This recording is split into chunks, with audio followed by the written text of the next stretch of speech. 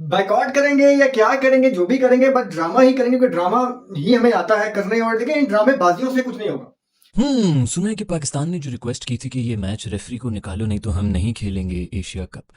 उस रिक्वेस्ट को आईसीसी ने बिल्कुल यूं मड़ोड़ मड़ोड़ के ना आ रही है कि आईसीसी ने पाकिस्तान की दरखास्त एंडी पाइक्राफ्ट को हटाने की मुस्तरद कर दी है। अब पाकिस्तान का लाएमल क्या होगा, ये सिर्फ पाकिस्तानी फैन नहीं देख रहे, भारत और दुनिया भी देख रही है। क्या पाकिस्तान अब एशिया कप का बाइकआउट करेगा? क्योंकि हमारा मुतालबा ये है कि एंडी पाइक्राफ्ट को हटाएं, वरना हम एशिया कप का अगले मैचेस नहीं खेलेंगे। और मैं आपको कल भी बता चुका था कि हम अगला मैच ना खेले तो हम एशिया कप से बाहर है। जब मैच शुरू होने से पहले मैच रेफरी ने कहा कि भाई अब हाथ नहीं मिलाएंगे, अब पाकिस्तान को इतना उस पर हो रहा है, उस वक्त इनकी क्लैरिटी क्यों नहीं थी? इन्होंने फिर मैच खेला क्यों?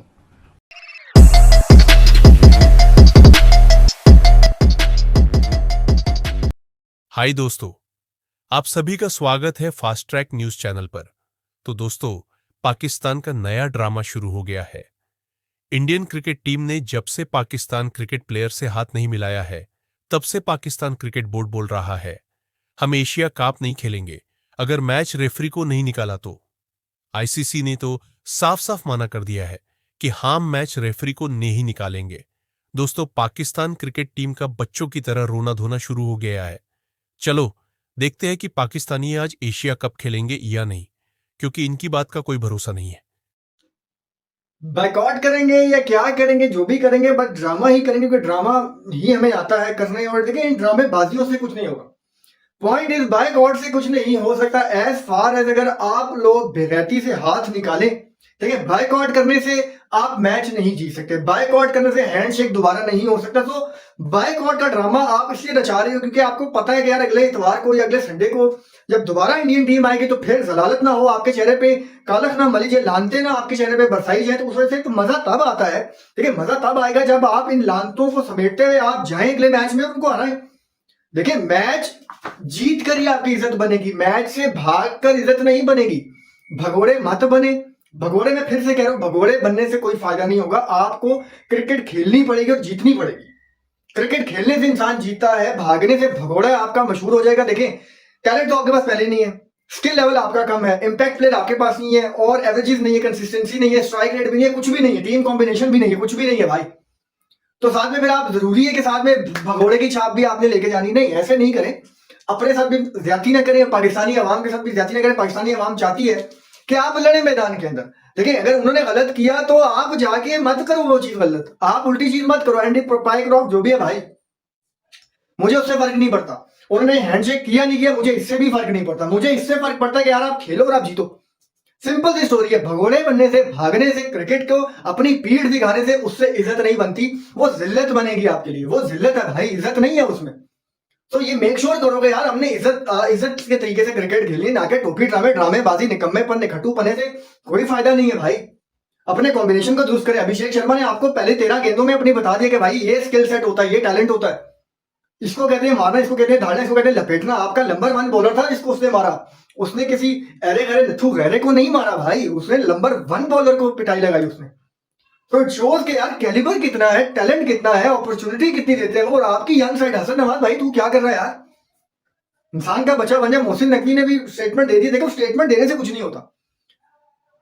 मैं फिर कह रहा हूं मैच जीतने से ही गेम बनेगी, अदरवाइज अगर जो अगला मैच आप हारते हो तो वो उससे ज्यादा जिल्लत है यार कि आपके साथ पहले दफा उन्होंने आपके साथ अत्याचार किया, उसके बाद दोबारा से मिलके फिर से मारी आपकी। तो मरवाने की आदत सी हो गई है, ठीक है, मरवाने की, पड़वाने की, लिटाने की आदत सी हमें पड़ गई है। पाकिस्तानी अवाम को भी आपने आदत। अब जाके लोग बाबर रिजवान की बात करें, मुझे नहीं पता वो क्यों बात कर रहे हैं। हाँ भाई इतना गंदा नहीं खेलते थे, 10 ओवर में 50 5 आउट ऐसे नहीं था कभी। हाँ 10 ओवरों में होगा 70 होगा, 75 होगा, 80 होगा, 2 आउट होंगे, 1 आउट होगा। इससे ज्यादा गंदी क्रिकेट नहीं खेली उन्होंने कभी। सुना है कि पाकिस्तान ने जो रिक्वेस्ट की थी कि ये मैच रेफरी को निकालो नहीं तो हम नहीं खेलेंगे एशिया कप। उस रिक्वेस्ट को आईसीसी ने बिल्कुल यूं मड़ोड़ मड़ोड़ के ना फ्लश के अंदर डाल दिया, ऊपर से फ्लश कर भी दिया, बिल्कुल बहता हुआ जा रहा है। ये हमारी रिक्वेस्ट के साथ तुम लोगों ने क्या किया, इस तरह क्यों फेंक दिए तुम लोगों ने। तो खैर हमारी रिक्वेस्ट के ऊपर लानत भेज दी है। जो थोड़ी बहुत इज्जत थी उसके ऊपर भी मजीद बेइज्जती हो चुकी है। अब सवाल ये पैदा होता है कि क्या पाकिस्तान बॉयकॉट करेगा कि नहीं करेगा एशिया कप। अब बहुत से लोग कह रहे हैं कि कर लो कर लो। सबसे बड़ी जो बात है वो ये कि थोड़ी देर पहले कोई प्रेस कॉन्फ्रेंस थी जो कि होती है हर मैच से पहले, क्योंकि कल पाकिस्तान का मैच है यूएई के साथ, तो उससे पहले जो प्री मैच प्रेस कॉन्फ्रेंस होती है उसमें कोई भी पाकिस्तानी नहीं आया। तो अब सवाल ये पैदा होता है कि क्या पाकिस्तानी टीम आएगी कल यूएई के मैच के लिए कि नहीं, क्या उन्होंने बाकी बॉयकॉट कर दिया है। यही गर्दिश में है भाई कि क्या करना चाहिए क्या नहीं करना चाहिए। मुझसे बहुत से लोग पूछ रहे हैं आपका क्या कहना है इस बारे में, तो मैं बताऊं मेरे ख्याल में बिल्कुल भी बॉयकॉट नहीं करना चाहिए, क्योंकि अगर हमने इस मैच का बॉयकॉट किया जो कल हो रहा है तो पाकिस्तान ऑटोमेटिकली एशिया कप से ही निकल जाएगा और वैसे भी लोग जो है वो खुश हो जाएंगे, चलो ठीक है ये तो खत्म है तो कोई फायदा नहीं है। जीत के सेकंड राउंड में जाके इंडिया वाले मैच से पहले जो भी लुच डालनी है ना डालो, ताकि ब्रॉडकास्टर्स जो हैं वो तो बीच में घुसे ना कि ये क्या बकवास हो रही है भाई, पाकिस्तान इंडिया के मैच के ऊपर हमने इतनी इन्वेस्टमेंट की हुई है, ये लोग तो पीछे हो रहे हैं, ये क्या हो रहा है, मैच क्यों नहीं हो रहा। तब डालोगे तो कोई क्वेश्चन होगा, अदरवाइज तो हालात बड़े खराब है, लोगों ने कहना होगा ठीक है जाओ फिर। खैर अभी ब्रॉडकास्टर्स तो बोल सकते हैं, लेकिन स्टिल सेकंड राउंड में नहीं गए तो आईसीसी कहेगा कि भाई हम क्या करें अभी अगर सेकंड राउंड में नहीं आ रहे हैं, तो चुप करके उस साइड पे हो जाएंगे। पॉइंट दरअसल कुछ इस तरह है कि एक मिनट को सिर्फ ये सोचो कि हम इस नीयत से कल मैच के लिए जाएं यूएई के साथ और हम हार जाएं, बिल्कुल चांसेस हैं। इससे पहले जो हम ट्राई सीरीज खेल रहे थे उसके अंदर यूएई ने 1-2 दफ़ा हमारे साथ पेचा डाल दिया था, हम वो डिस्कस कर चुके हैं, और वैसे भी वो 2 दफ़ा तो हमारे साथ खेल चुके हैं, तो अब अभी भी ताज़ा खेलें तो उनको सब पता है कि हमारी क्या वीकनेसेस हैं और क्या स्ट्रेंथ है। 2 दफ़ा वो ट्राई कर चुके हैं, तीसरी दफ़ा वो कामयाब भी हो सकते हैं। वैसे भी 2 हमने हरा दी उनको, एक तो उनका भी बनता है। सो यू नेवर नो कितनी कोई बेइज्जती होगी कि हम इस इरादे से जाएं कि चलो हम आगे जाके बॉयकॉट करेंगे, या इस इरादे से जा रहे हो कि इंडिया को हराएंगे और हम यूएई से हार के आउट ही हो जाए। मैं कहता हूँ नेक्स्ट लेवल। ओए होए। वालेकुम दोस्तों, खबरें ये आ रही हैं कि आईसीसी ने पाकिस्तान की दरखास्त एंडी पाईक्राफ्ट को हटाने की मुस्तरद कर दी है। अब पाकिस्तान का लाएमल क्या होगा, ये सिर्फ पाकिस्तानी फैन नहीं देख रहे, भारत और दुनिया भी देख रही है। क्या पाकिस्तान अब एशिया कप का बाइकआउट करेगा? क्योंकि हमारा मुतालबा ये है कि एंडी पाईक्राफ्ट को हटाएं, वरना हम एशिया कप का अगले मैचेस नहीं खेलेंगे। और मैं आपको कल भी बता चुका था कि हम अगला मैच ना खेले तो हम एशिया कप से बाहर है, क्योंकि फिर यूएई आगे चला जाएगा और पाकिस्तान को वापस लाहौर या जितने खिलाड़ी रहते हैं उत्थे जाना पड़ेगा।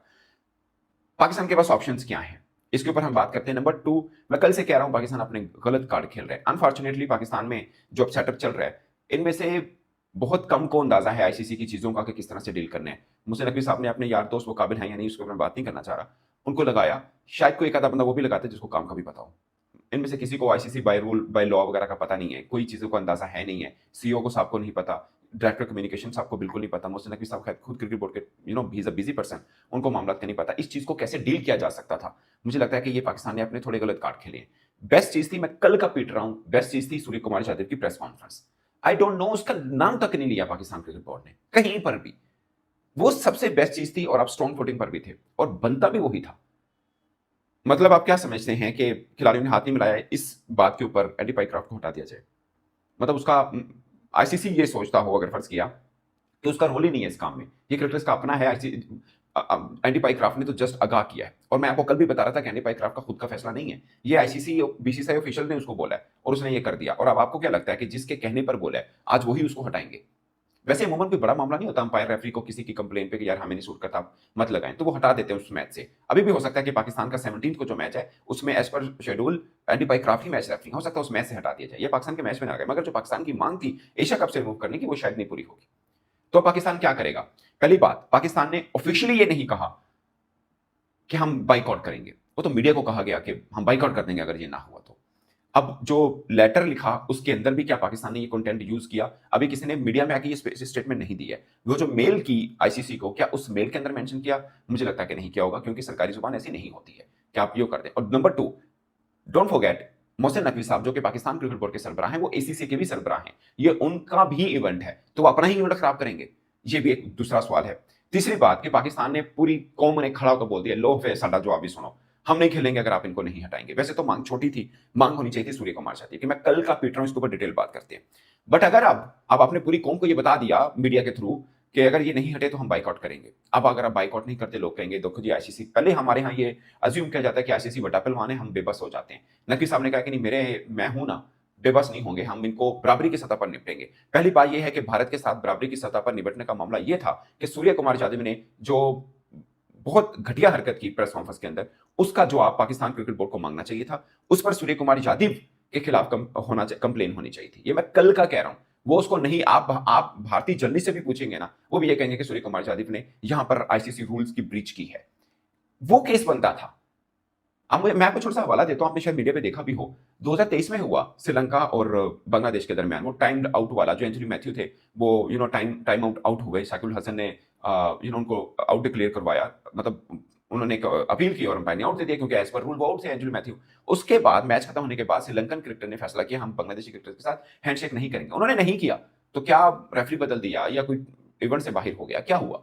अगर उनके ऑफिशियल्स ने हैंडशेक जरूर किया था मगर क्रिकेटर्स ने आपस में नहीं किया था। ये स्पोर्ट्समैन स्पिरिट में आता है, मिलाना चाहिए, बेहतर होता है, सब चीजें हैं, ना मिलाना गलत हरकत है। मैं कल भी कहा, मैंने आज भी कहा, बट मुझे लगता है कि हमारा सबसे केस स्ट्रॉन्ग बनता था, एक जिसे बोलते हैं ना रिटन ऑन द वॉल था, जो सूर्य कुमार यादव ने कहा वो 110% उसके खिलाफ एक्शन हो सकता था। बेसिकली तो आईसीसी रेफरी को एक्शन लेना चाहिए था, मगर रेफरी कौन है? वो तो पेड है बीसीसीआई का, मैं आईसीसी का नहीं कहूंगा, बीसीसीआई का पेड है, क्योंकि आईसीसी मींस बीसीसीआई, आईसीसी को हम सब लोग इंडिया क्रिकेट बोर्ड बोलते हैं। जब मैच शुरू होने से पहले मैच रेफरी ने कहा कि भाई अब हाथ नहीं मिलाएंगे, अब पाकिस्तान को इतना उस पर हो रहा है, उस वक्त इनकी क्लैरिटी क्यों नहीं थी? इन्होंने फिर मैच खेला क्यों?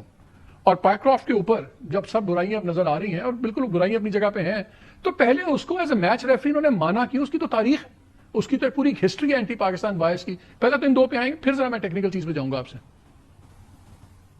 देखिए, उसने तो मैसेज कन्वे किया है इंडियन ड्रेसिंग रूम का। सो उसने ये कोई अपनी तरफ से रूल नहीं बनाया है कि आज मैंने डिसाइड किया कि हमने हाथ नहीं मिलाना एक दूसरे से। सो पहले तो देखना ना कि उसने, उसका काम ये है कि मैंने अभी एक टीम है वो कहती है हमने हाथ नहीं मिलाना, तो उसमें क्या है, वहीं पे अगर एक्शन ले लेते, आप ठीक कह रहे हैं, सो या तो प्रोटेस्ट में खेलते या कहते कि हम इसको बाद में देखेंगे मैच के बाद। और मुझे भी इसमें इतनी क्लैरिटी नहीं है, बिकॉज ये पहली दफा चीजें हुई है कि एक टीम ने हाथ नहीं मिलाया, वो स्पिरिट ऑफ क्रिकेट की बात करते हैं और फिर एक पॉलिटिकल स्टेटमेंट दे दिया प्रेजेंटेशन के ऊपर। मेरे लिए वो ज्यादा इंपॉर्टेंट है, क्योंकि वो फिर आप कौन एडिटोरियल कंट्रोल कर रहा है। वो जो बात की है इंडियन कैप्टन ने, उसके ऊपर क्या जो था मैच रेफरी वो एक्शन ले सकता था या नहीं ले सकता था, क्योंकि इसमें लिखा हुआ है ना कि आप जो है with in parameters of spirit खेलेंगे एंड बहुत सारी चीजें इसमें। सो कल को तो ये फिर मादर पिदर आजाद हो जाएंगे ना, कल को फिर सलमान अली आगा जीतेंगे और वो कुछ भी जाके प्रेजेंटेशन पे कह देंगे, या फिर अफगानिस्तान जीतेगा मैच तो वो कुछ भी कह देगा।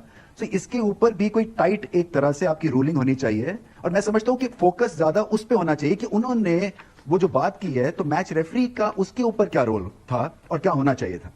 क्योंकि जब आईसीसी कोड ऑफ कॉन्डक्ट पढ़ते हैं तो इसका जो आर्टिकल 2 है, ये अमेंड हुए थे 2023 में। पुराना जो था उसमें तो बड़ा क्लियर था कि कोई पॉलिटिकल स्टेटमेंट या कोई ऐसी चीज नहीं होगी, वो अब अमेंड हो गया। लेकिन इसके अंदर वो लिखते हैं फॉर एग्जांपल कि आप respect is central to the spirit of cricket, फिर है show self blah blah blah, congratulate the opposition on the success and enjoy those of your team, thank the officials and your opposition at the end of the match whatever the result. ये इसके अंदर rules के अंदर है, article 2 के अंदर, कि आपने शुक्रिया अदा करना है दूसरी टीम का, ऑफिशियल्स का, रिगार्डलेस कौन जीता कौन हारा।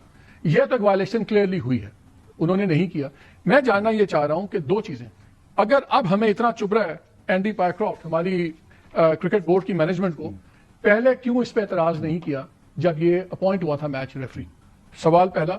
और दूसरा, जब ये ना उन्होंने इंडियन कप्तान ने ऑफिशियल्स को थैंक किया, ना ऑपोजिशन को, कुछ भी नहीं किया, तो वायलेशन है।